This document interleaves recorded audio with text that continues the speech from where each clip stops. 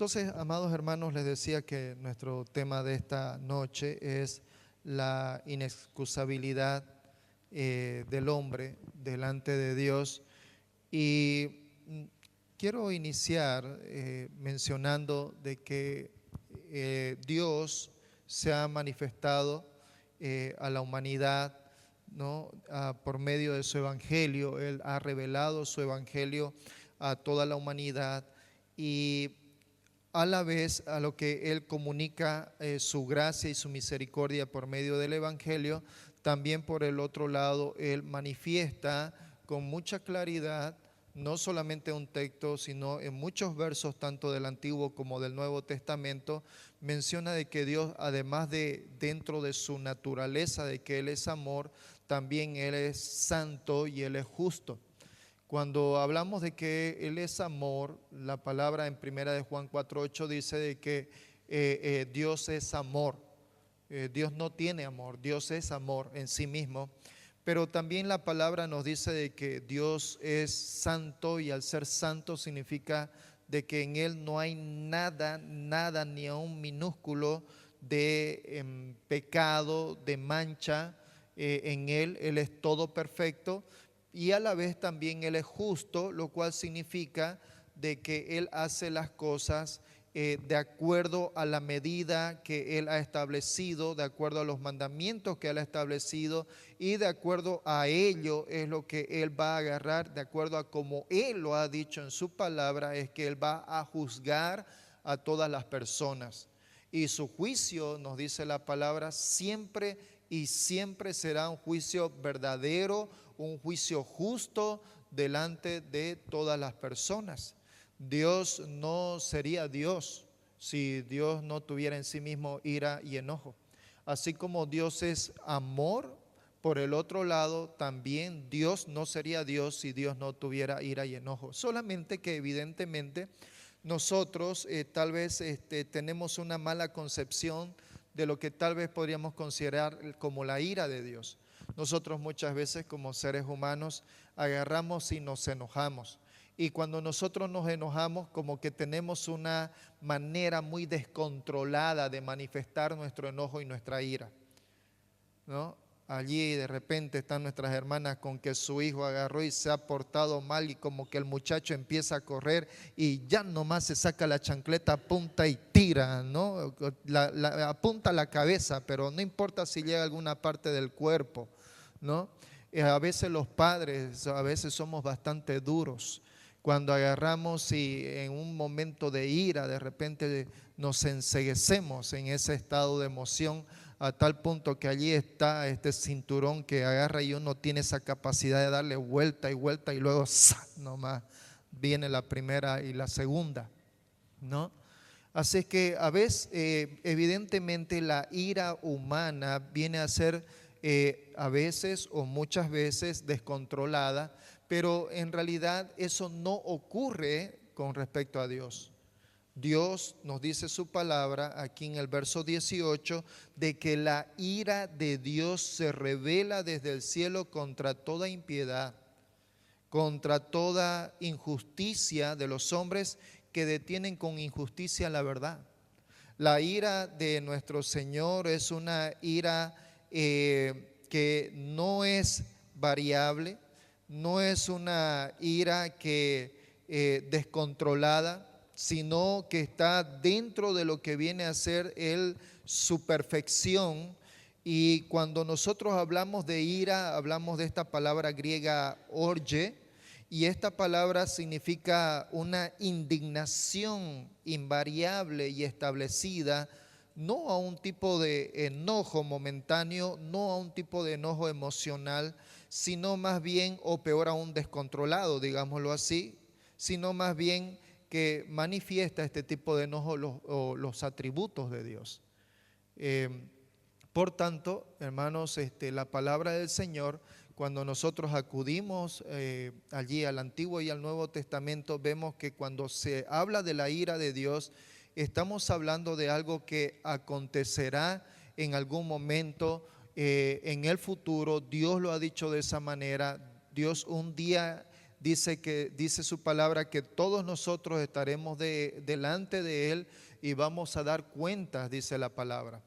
En el tribunal de Cristo, el creyente, sus obras darán cuenta. No será un juicio de enojo, será más bien un tribunal en el cual se recompensará a los hijos del Señor. Muchos estarán contentos y alegres, otros estarán tristes porque estando en vida en este mundo no hicieron de acuerdo a la voluntad del Señor, pero también otros en la cual la palabra dice que viene a ser la segunda resurrección.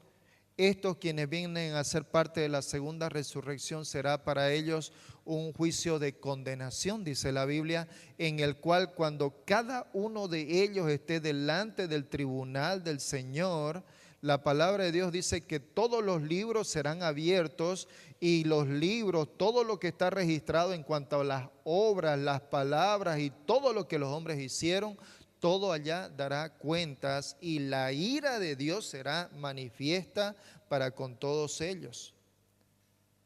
Porque por supuesto allí estaremos hablando de que el Señor irá, el Señor estará con su ira y ellos por su pecado irán a una condenación eterna, a una condenación eterna. Así es que el verso 18, hermanos, aquí nos habla de esto. La ira de Dios se revela desde el cielo contra toda impiedad e injusticia de los hombres que detienen con injusticia la verdad. La palabra nos menciona allí más adelante en el verso 19, nos dice de que porque lo que de Dios se conoce les es manifiesto, pues Dios se lo manifestó, dice allí la palabra. ¿Qué nos quiere decir esto, queridos hermanos? Lo que nos quiere decir es que Dios se ha manifestado de una manera clara a toda su creación. Dios se ha revelado.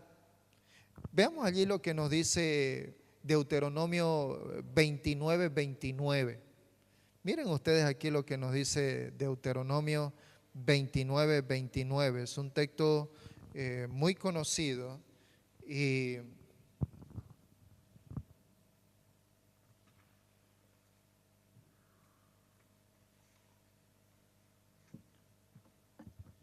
dice allí: las cosas secretas pertenecen a Jehová nuestro Dios, mas las reveladas son para nosotros y para nuestros hijos para siempre, para que cumplamos todas las palabras de esta ley. El Señor se ha manifestado, el Señor se ha manifestado a la humanidad. Dice allí en este verso, el 1:19, porque lo que de Dios se conoce les es manifiesto. El Señor se ha manifestado a la humanidad. El Señor en todas las eras, en todas las edades, en todas las generaciones, el Señor no ha dejado de manifestarse a la humanidad. Aun cuando Adán y Eva pecaron delante de Dios, desobedecieron y esto vino a ser el pecado original, el Señor agarró y se manifestó con gracia, no con gracia, sino más bien con misericordia y gracia, haciendo en el hecho, para empezar, encubrir la desnudez de Adán y Eva, no de la manera en la cual ellos estaban queriendo cubrirse, sino a la manera de Dios, sacrificando un animal, habiendo sangre de por medio, para cubrir la desnudez de ellos. Y a partir de ahí, aunque ellos fueron sacados del jardín de Edén, Dios no dejó de manifestarse en el mundo. La historia en sí misma está hecha por Dios mismo, está hecha por su manifestación y las palabras del Señor. El Señor ha manifestado su existencia. El Señor ha manifestado sus atributos. El Señor ha sido evidente en todo el proceso de la historia, en todo lo que ha sido su creación. Todo lo que nosotros conocemos hasta aquí de Dios es porque Él justamente se ha dado a conocer. Y en este contexto nos dice la palabra en este verso 19 que lo que de Dios se conoce a la humanidad le es manifiesto, pues Dios, dice, se lo manifestó. todo lo que el hombre necesita saber acerca de Dios, todo lo que el hombre necesita saber en cuanto a sí mismo, todo lo que el hombre necesita saber en cuanto a su condición delante de Dios, todo lo que el hombre necesita saber en cuanto a la única provisión que Dios ha establecido para el hombre, todo está escrito en la palabra del Señor. Y todo lo que el hombre necesita para vivir una vida de santidad también está evidentemente escrito en la palabra del Señor. Y aún todavía, todo lo que aún vamos a vivir en el futuro, después de esta vida, también está escrito en la palabra de Dios. El Señor se ha manifestado. Pero la ira de Dios, amados hermanos, está allí. Porque a pesar de que el Señor se manifestó, dice la palabra, lastimosamente la gente, dice, aunque Él se reveló, nos dice el versículo 20, dice, porque las cosas invisibles de Él, su eterno poder y deidad, se hacen claramente visibles desde la creación del mundo, siendo entendidas por medio de las cosas hechas, de modo que ninguno de ellos tiene excusa. Un día las personas estarán delante de Dios y no habrá ninguno, absolutamente ninguna persona de ninguna edad, de ninguna generación, el cual le pueda decir al Señor que, Señor, tú no me diste la oportunidad de conocerte, yo no sabía quién eras. El Señor se ha manifestado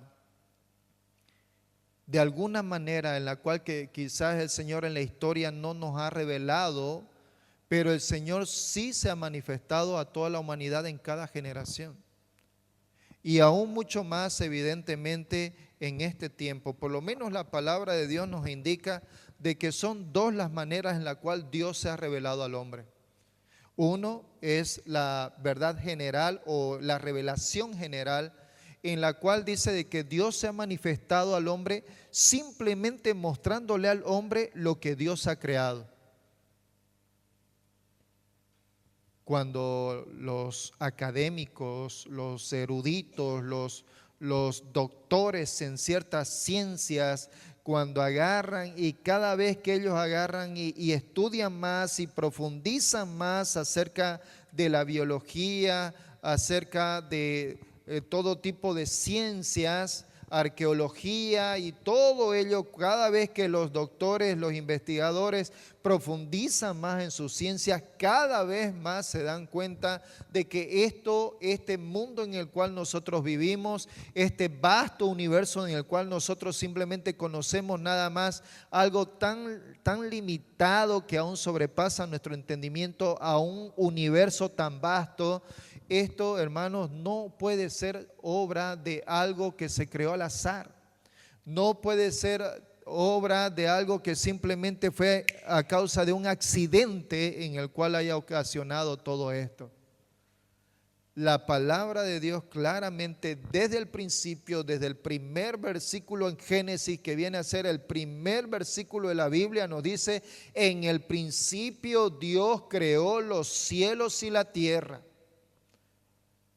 La Biblia da por hecho la existencia de Dios, y no solamente da por hecho la existencia de Dios, sino que aún da por hecho y comunica de manera explícita la manera en la cual Dios tomó 6 días para agarrar y crear todo lo que nosotros hasta aquí, lo poco que conocemos. Porque ni aún siquiera el ser humano tiene la capacidad de conocer las profundidades de esta creación. Cuando Dios se le manifestó a Job, cuando Job de alguna manera sin darse cuenta se arengó a sí mismo, y en algunos momentos Job agarró y dijo: ¿cómo no hubiera un ser que estuviera delante de Dios y yo, o Dios mismo estuviera aquí para que esté en mi juicio y el Señor vea mi causa? Porque yo soy justo delante de Él. El Señor se le manifestó a partir de Job capítulo 38 en adelante y le dijo: Job, ¿estuviste tú aquí cuando yo creé todas las cosas? ¿Estuviste tú cuando saqué la medida al mar con mi palmo? ¿Estuviste tú cuando yo agarré creé a ese monstruo en el cual ningún hombre en su sano juicio podría sacar con un anzuelo? ¿Estuviste tú? ¿Me diste a mí consejo en todas estas cosas que yo hice?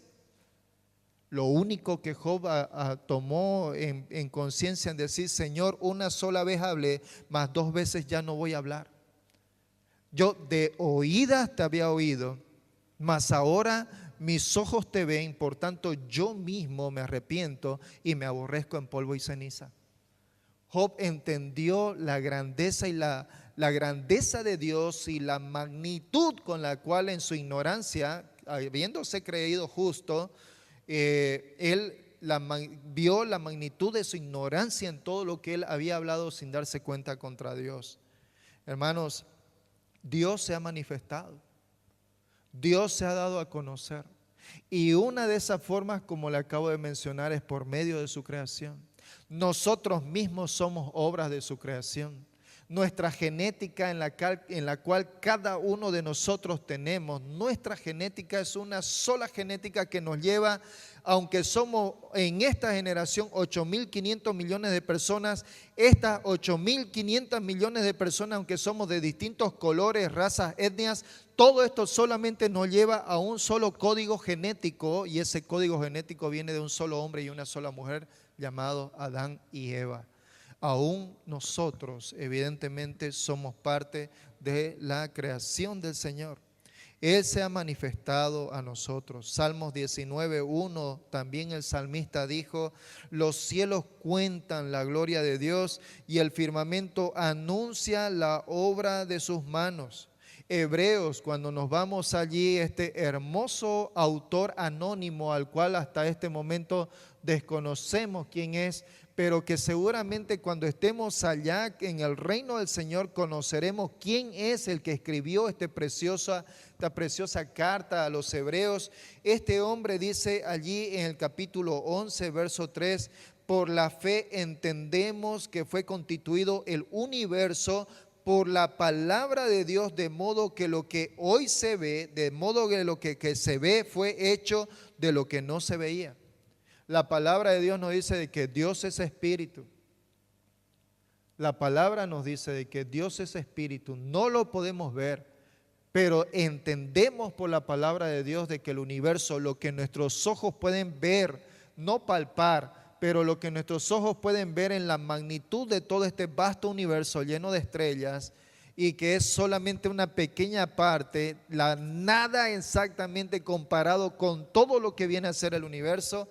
Esto definitivamente todo ha sido hecho por el Señor.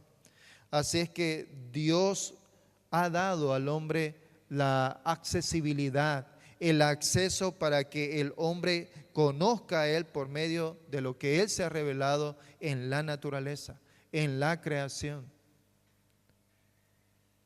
Pero sin embargo, también la palabra de Dios dice de que a pesar de que Dios se manifiesta por medio de la revelación general, aún todavía habrán personas, como dice en el Salmo 14:1, dice el necio en su corazón no hay Dios.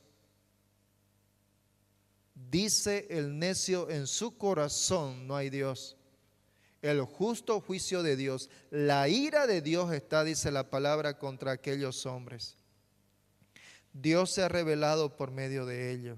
Dios se ha revelado por medio de su revelación especial. ¿Y cuál es su revelación especial, amados hermanos? La revelación especial del Señor se encuentra en este hermoso libro llamado Biblia. Cuando nosotros hablamos de Biblia, estamos hablando de que es un conjunto de libros. Son 40 a 44 autores quienes han escrito estos 66 libros de tanto Antiguo como Nuevo Testamento, en el cual Dios tiene palabra para nosotros. Dios se ha manifestado y se ha dado a conocer por medio de su palabra para que nosotros le conozcamos. Así es que Dios se ha manifestado de una manera clara a su creación. Allí vemos también de que Dios se ha revelado delante del hombre y que el hombre es inexcusable para la humanidad. Alguna vez recuerdo haberles comentado hay una historia muy linda acerca de una mujer llamada Helen Keller. La historia cuenta de ella. Helen Keller era ciega era muda y porque ella no podía oír. Ella nació, si no me equivoco, creo que fue así la situación, nació en esa condición. Entonces era una niña de padres adinerados y sus padres querían de que ella no viva en esa condición, una niña apagada y que a veces enojada. Dice que en su tiempo no había niñera que les pueda aguantar a esta niña porque era una niña intolerable. Y vino allí una mujer, Annie Sullivan, y esta mujer tomó el desafío de cuidar, de ser una niñera y a la vez maestra de esta muchacha llamada Helen Keller. Cuando ella empezó a enseñarle poco a poco, al principio esta niña agarraba y le tiraba las cosas, o sea, buscaba tirarle las cosas, buscaba en ese descontrol que esta niña vivía. Esta mujer hizo enormes esfuerzos, abnegados esfuerzos por agarrar y llegar a hacerla, a enseñarle. En realidad la historia nos dice que ella no nació de esa manera, sino a causa de un accidente fue justamente de que ella llegó a esta situación. Así es que cuando Annie Sullivan empezó poco a poco a enseñarle, principalmente a comunicarse por el tacto y todo este proceso que vino a hacer en ella, luego posteriormente poco a poco a hablar, ¿no? Hablar, ella no hablaba porque ella no escuchaba después de esa situación, entonces ella no hablaba, pero luego ella aprendió a comunicarse por el tacto y por medio de otras formas y llegó también a hablar. En algún momento la profesora le dijo a ella, le habló acerca de Dios, ¿no? Su profesora en algún momento le habló acerca de Dios a esta muchacha y esta muchacha le dijo lo siguiente a ella, le dijo de que ella conocía acerca de Dios. La niña le dijo a su profesora que ella conocía acerca de Dios, solamente que lo único que faltaba era de que no sabía su nombre. No sabía su nombre. Esta niña que no había tenido oportunidad, desde que muy pequeña había enfermado, y aún creo incluso antes de hablar ya ella enfermó y definitivamente ahí quedó ciega y todo este proceso, esa parte de su vida. Pero luego cuando su profesora le habló al Señor, le habló del Señor, ella dijo, yo conozco acerca de Él.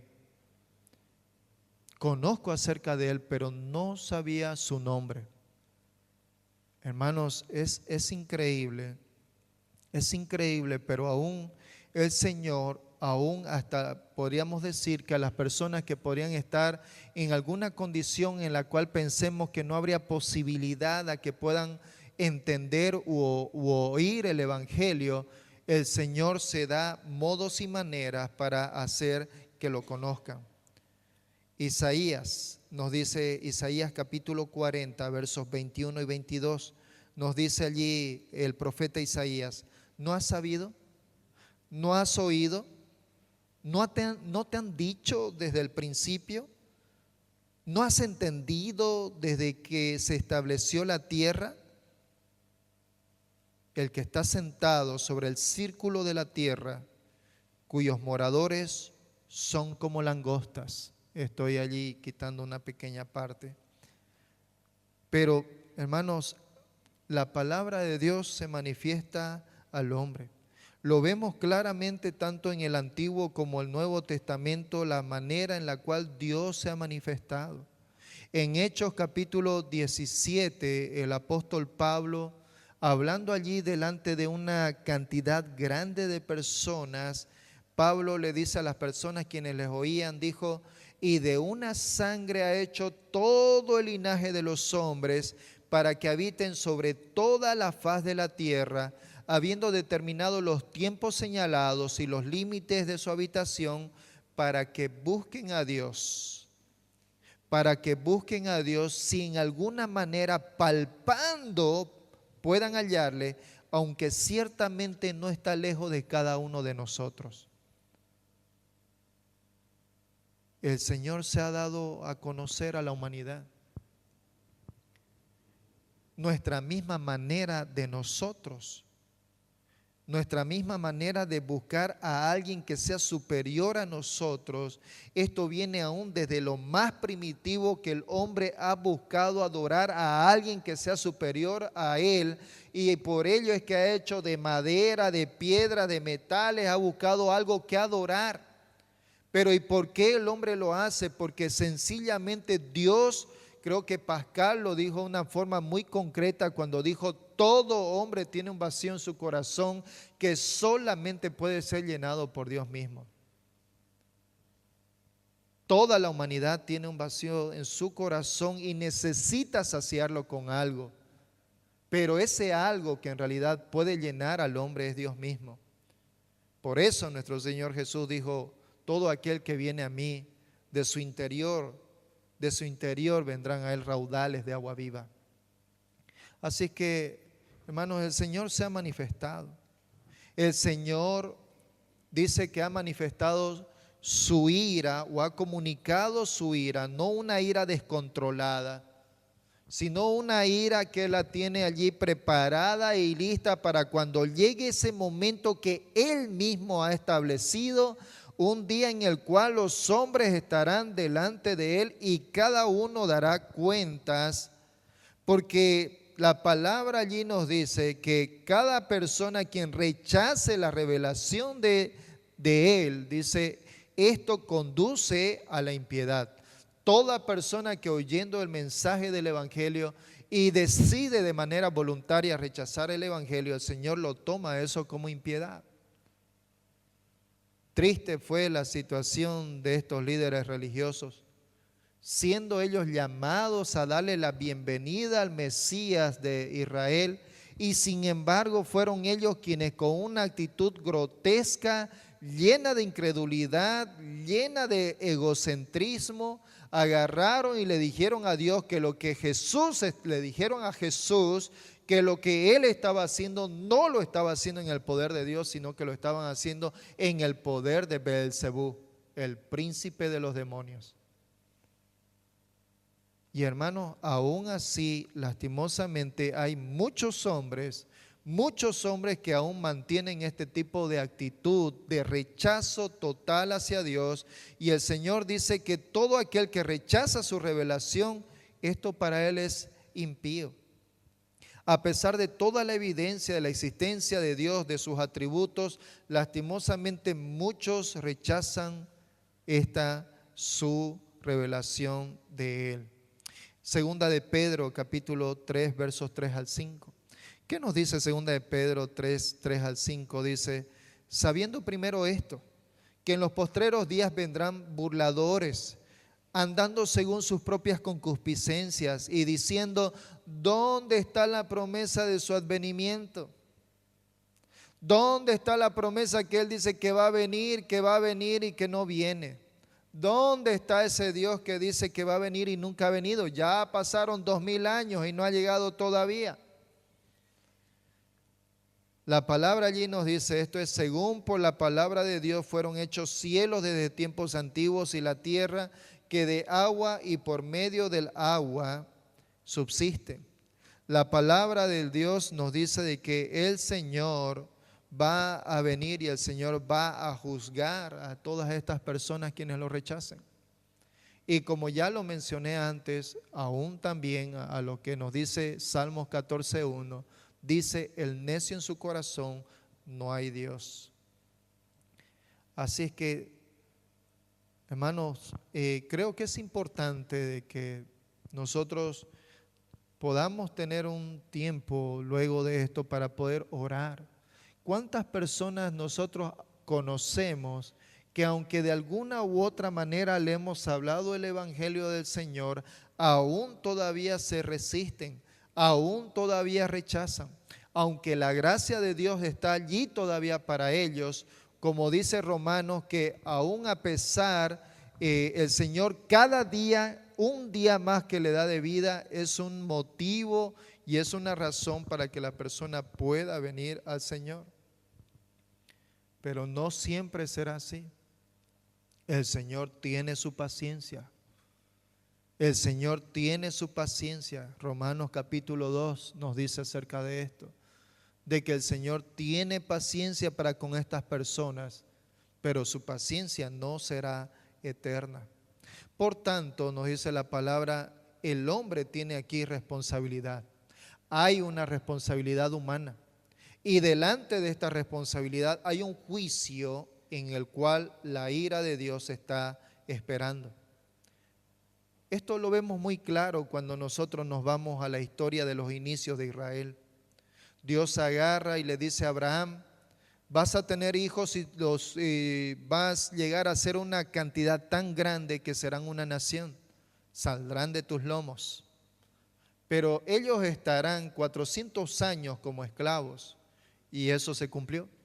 Los judíos entraron, 70 personas entraron a Egipto y después de 400 años llegaron a salir casi 2 millones de personas. Esa reproducción era peor que conejos, ¿no? Realmente se reprodujeron que dieron miedo. El mismo libro, la misma palabra de Dios dice que el faraón tuvo temor de los israelitas porque se propagaban que daba calambre.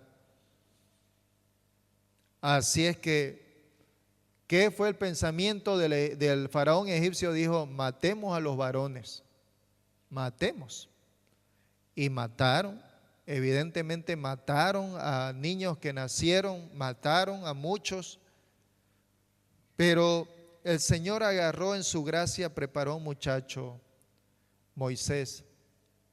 Y por medio de Moisés le habló a Faraón, ya Moisés siendo grande, llega a Faraón y le dice, el Señor ha dicho, deja salir a mi pueblo para que me adore. La respuesta del Faraón fue, ¿y quién es ese tu Dios que yo no lo conozco? ¿Quién es ese tu Dios que yo no lo conozco? No está dentro de mi lista de mis dioses que tengo. A partir de ese momento, la paciencia de Dios fue poco a poco con el rey, el faraón de Egipto, hasta que el Señor empezó a decirle a Moisés, dile a Faraón esto va a pasar, dile a Faraón esto va a pasar, dile a Faraón esto va a pasar.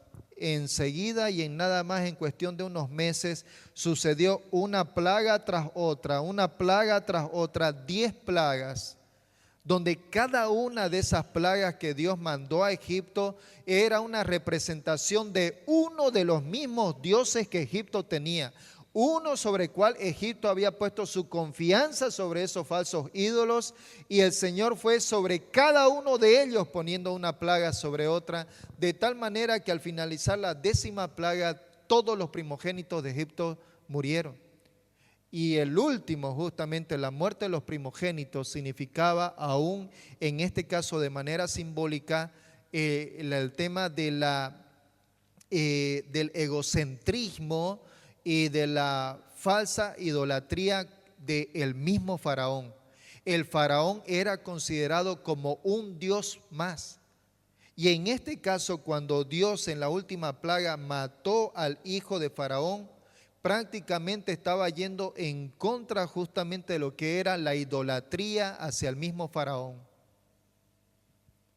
Y Dios agarró y mandó su juicio sobre ellos, a tal punto que cuando murió el hijo de Faraón y murieron los primogénitos, dice que en cada casa no faltaba un muerto. Imagínense cuántos serían, 1, 2 millones, 3 millones los egipcios, pero en cada hogar, dice, no faltó un muerto, de tal manera que todo Egipto lloraba.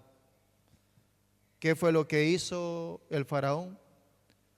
Se fue delante de Moisés y dijo, vete, está bien, vete, ora por mí a Dios, ora a Dios, pero váyanse, no los quiero ver, váyanse ahora mismo. Y mientras ellos estaban yendo, pedían ahí los israelitas, me regala algo, papito, lo que querrás, alhaja de oro, de plata y de todo. La idea era que tenían que irse, váyanse ahorita, no importa lo que quieran, llévense, pero váyanse. La ira de Dios vino sobre este pueblo, sobre este país, a tal punto que prácticamente los dejó deshechos. Pero esto para nosotros es solamente una pequeña manifestación de lo que será en el futuro, lo que Dios hará con los impíos. Clara demostración también nos da con Sodoma y Gomorra. Perversos, inmorales, homosexuales, lesbianas, perversión sexual a más no poder. Y Dios dijo, si hay 5 justos en Sodoma, en Gomorra, no los voy a destruir. Pero ni siquiera habían 5. Solamente hubo un solo hombre. Y sacó a ese hombre con su familia. Y todos los demás, Sodoma, Gomorra y las ciudades alrededor, murieron a punta de fuego. La ira de Dios se manifestó. Hermanos, por eso es que el apóstol Pablo en algún momento escribe y dice, ay, ay, ay, grande es terrible cosa caer en manos del Dios vivo. Terrible cosa es caer en manos del Dios vivo. Va a ser terrible para aquel que un día quede delante de Dios, que sea parte de la segunda resurrección, quienes son llamados a estar delante de Dios y dar cuentas, donde el principal pecado que van a tener es su rechazo hacia la provisión que Dios dio para ellos. Y por ello van a dar cuentas y van a estar acompañando a Satanás y a sus demonios eternamente y para siempre. Eso es lo que la palabra de Dios nos dice. Y esto es lo que nosotros, hermanos, tenemos que comunicar el evangelio a las personas. Esta es una de las razones principales por las cuales nosotros no tenemos que quedarnos callados. El hombre tiene una responsabilidad humana delante de Dios. Eclesiastés, y termino con estos 2 versículos. Eclesiastés capítulo 12, verso 14 dice, porque Dios traerá toda obra a juicio. Eclesiastés 12, 14 nos dice, porque Dios traerá toda obra a juicio juntamente con toda cosa encubierta. Eso aquello en lo cual el hombre oculta, que no quiere que nadie lo sepa, ese pecado morboso o ese pecado terrible que ha cometido ese hombre que está allí cerrándolo allí, no mostrando. Dice, el Señor mostrará todas esas cosas encubiertas, dice, sean buenas o sean malas, el Señor las mostrará. Y también la palabra de Dios nos dice en Romanos capítulo 2, verso 6, nos dice de que el Señor pagará a cada uno conforme a sus obras. El Señor pagará. El Señor va a sacar a cuentas a la humanidad.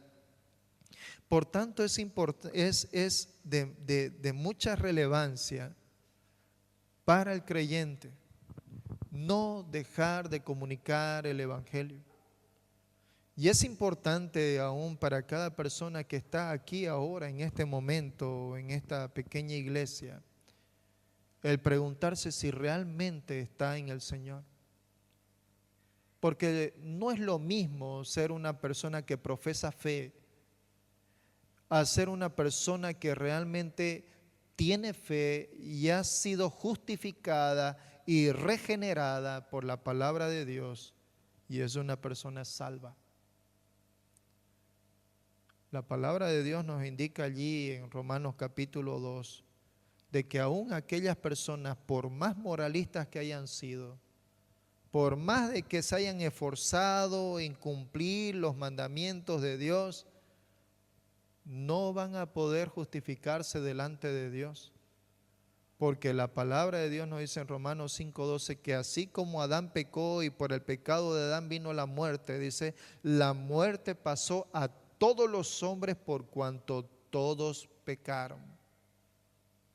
Todos somos pecadores, todos necesitamos de Dios. Y Dios ha dado una única provisión, el cual se llama Jesucristo. Así que si estamos allí de manera individual en Él, la palabra de Dios nos dice que nos ha librado de la condenación y nos ha hecho parte de su familia espiritual y reinaremos con Él. Y a quienes rechazan la palabra de Dios, nos dice también que la ira de Dios está lista para ese momento.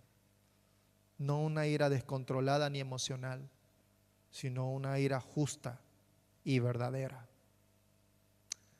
Vamos a orar.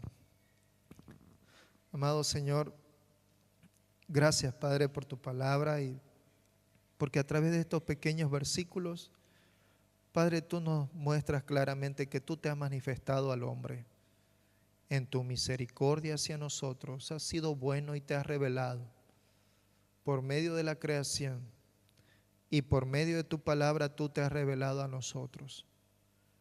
Padre, y ahora cada persona que nace sobre este mundo es responsable delante tuyo, es responsable en cuanto a su respuesta que dará, en cuanto a la provisión que tú has dado, que es nuestro Señor Jesucristo. Nuestro Señor Jesús dice, siendo Dios, siendo en forma de Dios, no estimó el ser igual a Dios como cosa que aferrarse, sino que vino en forma de hombre y se humilló en obediencia hasta la muerte y muerte de cruz. Por medio de la muerte de nuestro Señor Jesús, nosotros hoy podemos ser justificados, declarados justos, por depositar nuestra fe sobre Él. Nuestro Señor Jesús dijo, todo aquel que nace de nuevo verá el reino de Dios. Todo aquel que nace de nuevo. Padre, te pido por favor, si hay alguien aquí que todavía no te conoce, si hay alguien que todavía aquí no tiene una relación contigo, te ruego por favor, hoy día, Señor, sea un inicio de un cambio en la historia de su vida, siendo justificado por la fe en nuestro Señor Jesús. Y para quienes ya somos tus hijos, Señor, por favor, no quite de nosotros esta tremenda responsabilidad de comunicar a otros, Señor, tu palabra, de comunicar a otros, Señor, acerca de que está el día venidero, del día de la ira de nuestro Señor. Así que te encomendamos en tus manos, nuestras familias, aquellos que aún no te conocen, nuestros amigos, nuestros vecinos, aquellas personas que viven sus vidas diariamente sin tomarte en cuenta absolutamente en nada. Padre, te encomiendo la vida de todos ellos. Señor, por favor, rescátalos de la situación, de la condición en la que están y tráelos, Señor, en tu misericordia a que vengan a ser salvos por medio de nuestro Señor Jesús. Te lo pedimos, Señor, por medio de tu amado Hijo, Señor, nuestro Señor Jesús. Amén.